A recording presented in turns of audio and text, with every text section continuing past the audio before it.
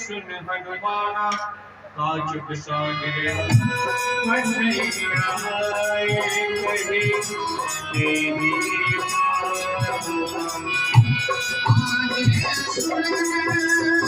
मैं इस वक्त मौजूद हूँ यूपी के ज़िला आज़मगढ़ की तहसील सगड़ी क्षेत्र के जियनपुर में। आप देख सकते हैं कि यहाँ पर सगड़ी के पूर्व विधायक और आज़मगढ़ के हरदिल अजीज़ नेता स्वर्गीय सर्वेश सिंह सीपू सिंह की आज 11वीं पुण्यतिथि है। पूरा क्षेत्र सगड़ी और पूरा ज़िला गमगीन है, उदास है और सदमे में है।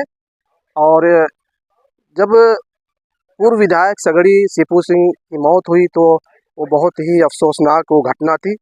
हमारे साथ मुजाहिद आज़ादी बाबूराम कुंवर सिंह के बेटे परवीन कुमार सिंह हमसे बातचीत करने जा रहे हैं। आइए हम आपको दिखाते हैं और सुनाते हैं। नौजवान नेता इस आज़मगढ़ी जनपद नहीं बल्कि मैं कह सकता हूँ अपने व्यवहार और संबंधों के कारण उन्होंने अपनी एक छाप बना रखी थी। और वो दिन आज हम लोगों को फिर से याद भी आ रहा है कि जब उनका इस जियनपुर बाजार में हत्या के समाचार हम लोगों ने सुना, निश्चित रूप से हम लोग स्तब्ध रह गए थे और ये विश्वास ही नहीं हो रहा था कि ऐसे बेहतर और सुलझे हुए व्यक्ति का इस तरीके से घटना में हो जाए और वो हम लोगों के बीच में नहीं रहे। हम लोग आज़मगढ़ में सुने और यहाँ पे आज़मगढ़ से चल कर के जियनपुर आए और जो जनसमूह जो उपस्थित था वो निश्चित रूप से उनकी लोकप्रियता को, उनके व्यवहार कुशलता को सिद्ध कर रहा था कि कितना जो है वो जनमानस के बीच उनकी उपस्थिति थी। आज निश्चित रूप से हम कह सकते हैं कि उनकी 11वीं पुण्यतिथि है, लेकिन ये लग ही नहीं रहा है कि वो हम लोगों के बीच नहीं। आज हम लोग श्रद्धासुमन अर्पित करने तो जरूर आए हैं, लेकिन ईश्वर से ये जरूर प्रार्थना करेंगे कि वो जहाँ भी हों, जिस रूप में भी हों, ईश्वर का आशीर्वाद उन पर सदैव बना रहे, क्योंकि ऐसे लोगों की आज के दिन में ज़रूरत है इस राजनीति में, जो कहीं न कहीं एक दूसरे स्वभाव से आम जनता के बीच अपनी उपस्थिति रखते हैं।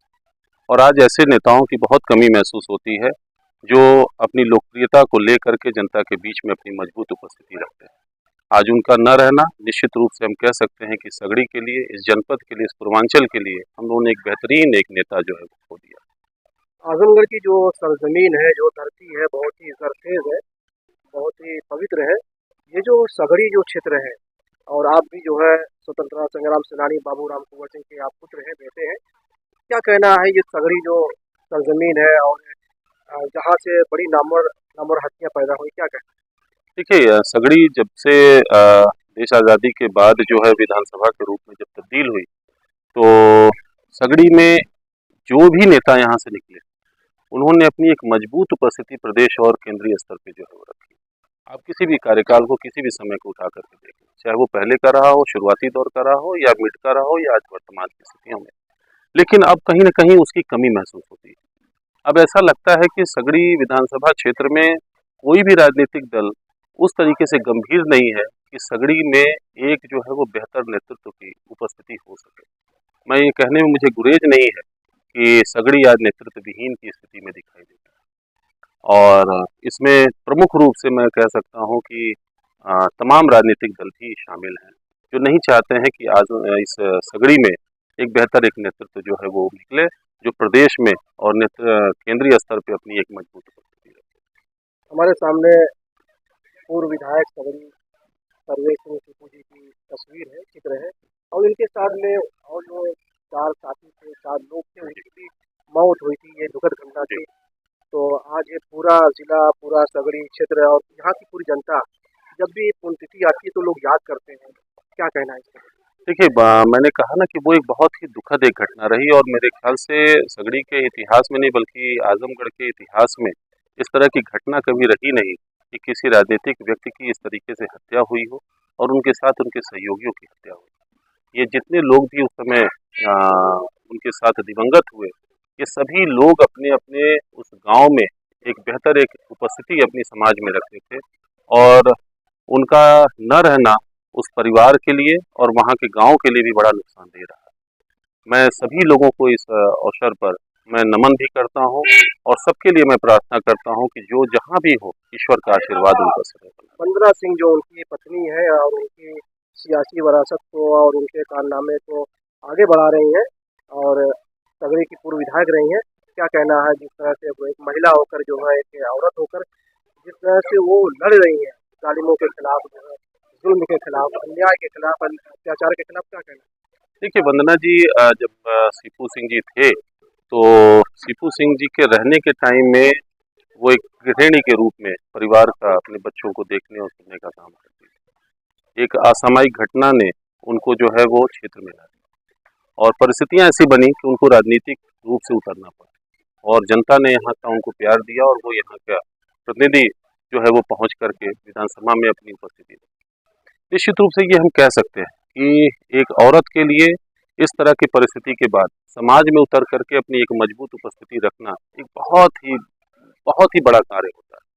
और आप देख सकते हैं कि मैं ये कहने में मुझे कोई संकोच नहीं है कि वंदना सिंह जी ने उन विपरीत परिस्थितियों का सामना करके एक मजबूत उपस्थिति रखते हुए परिवार के साथ और समाज के साथ एक बेहतर सामंजस्य रखने का प्रयास किया है।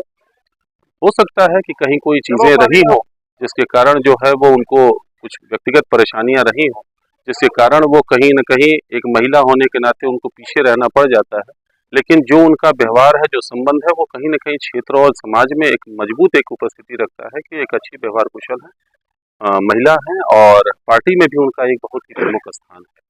इसमें कोई दो राय नहीं है कि उन्होंने विपरीत परिस्थितियों का सामना करके आज अपनी मजबूत उपस्थिति समाज में रखी।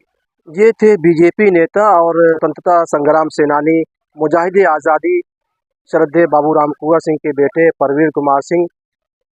बाबूराम कुंवर सिंह पूर्व विधायक रहे और विभिन्न पदों पर रहे और महत्वपूर्ण पदों पर रहे और उन्होंने जो खिदमात अंजाम दी हैं, जो कारनामे अंजाम दी हैं यूपी में और आजमगढ़ में, उसको कभी भुलाया नहीं जा सकता है, कभी फरामोश नहीं किया जा सकता है।